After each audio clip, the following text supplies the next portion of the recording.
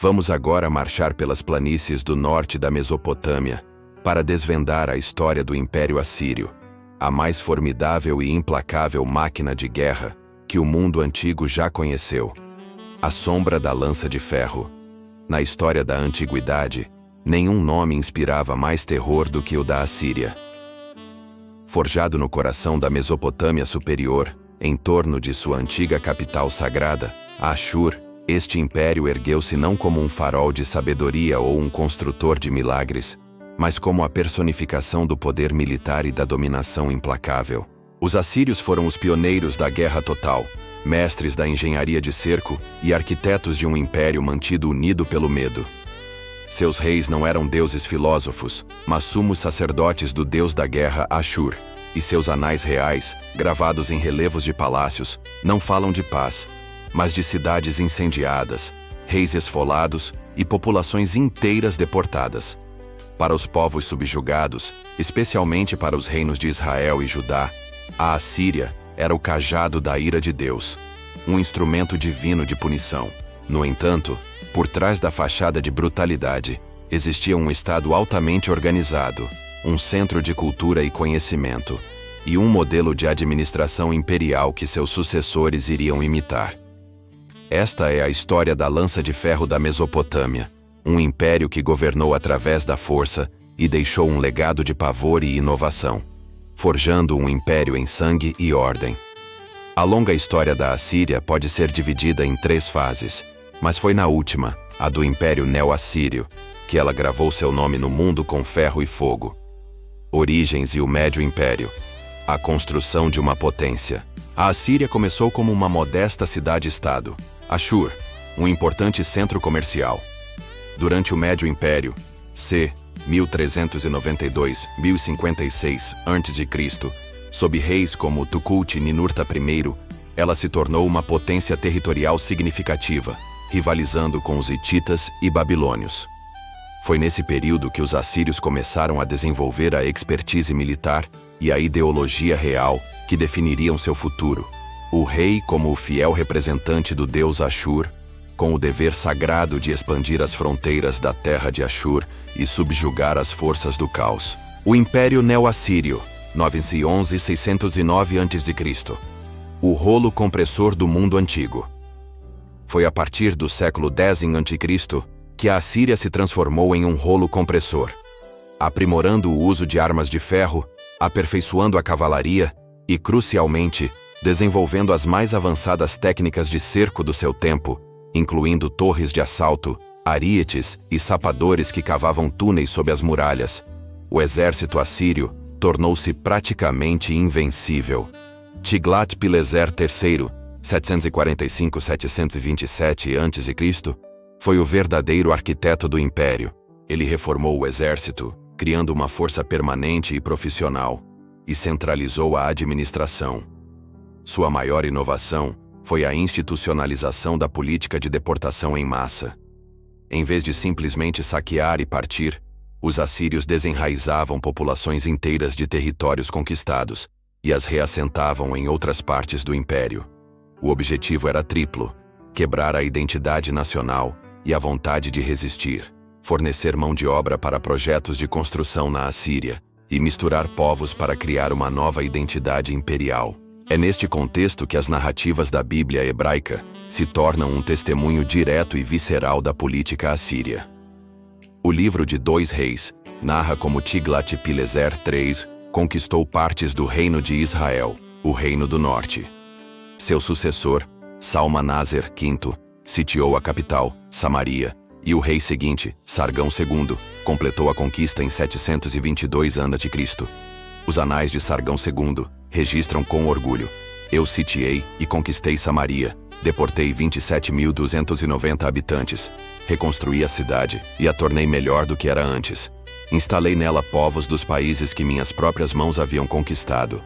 Este evento marcou o fim do reino de Israel e deu origem à lenda das 10 tribos perdidas.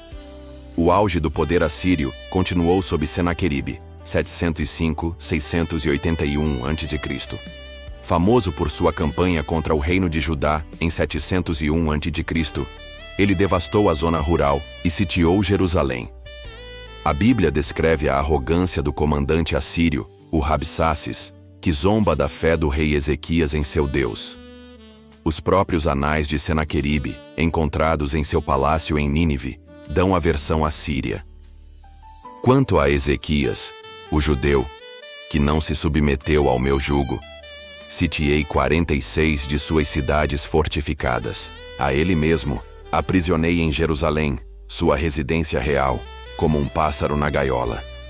Embora Senaqueribe se gabe do pesado tributo que impôs, ele não alega ter capturado a cidade. Um silêncio que corresponde à narrativa bíblica de uma libertação milagrosa de Jerusalém.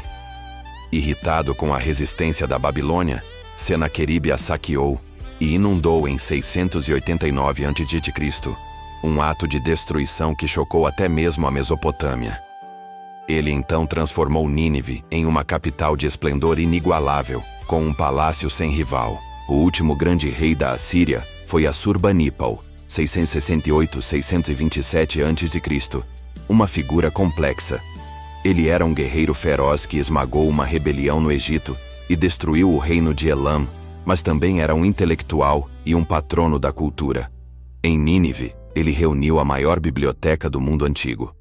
Enviando escribas por todo o império, ele colecionou dezenas de milhares de tabletes de argila, contendo os maiores trabalhos da literatura, religião e ciência mesopotâmicas, incluindo a Epopeia de Gilgamesh. É graças à biblioteca de Assurbanipal que grande parte do nosso conhecimento sobre a antiga Mesopotâmia sobreviveu.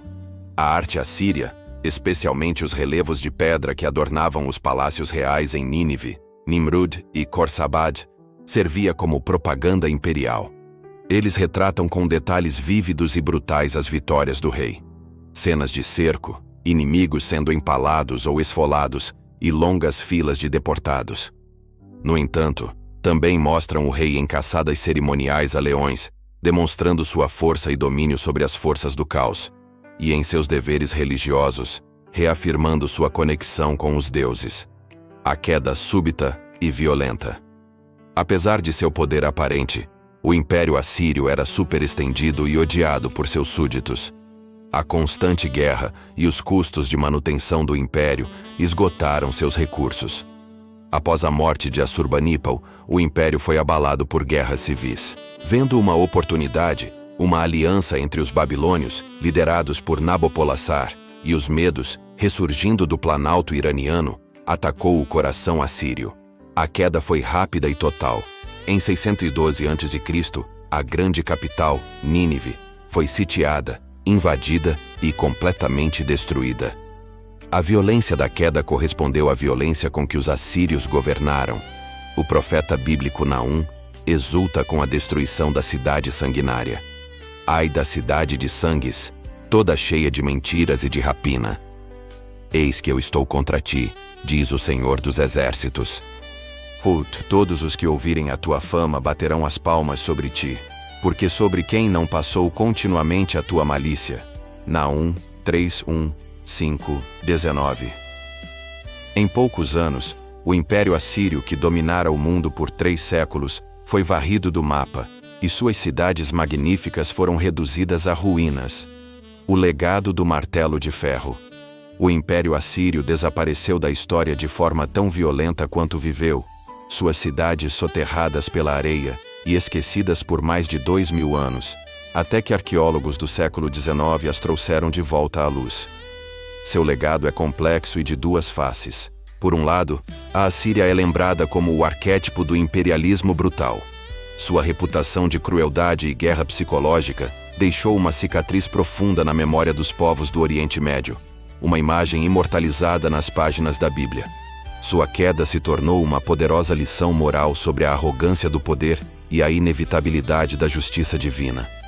Por outro lado, os assírios foram inovadores cujo modelo de império foi fundamental para o desenvolvimento da história mundial. Eles demonstraram como governar um vasto território multiétnico através de uma burocracia centralizada, um sistema de comunicação eficiente, estradas e postos de mensageiros e uma força militar profissional.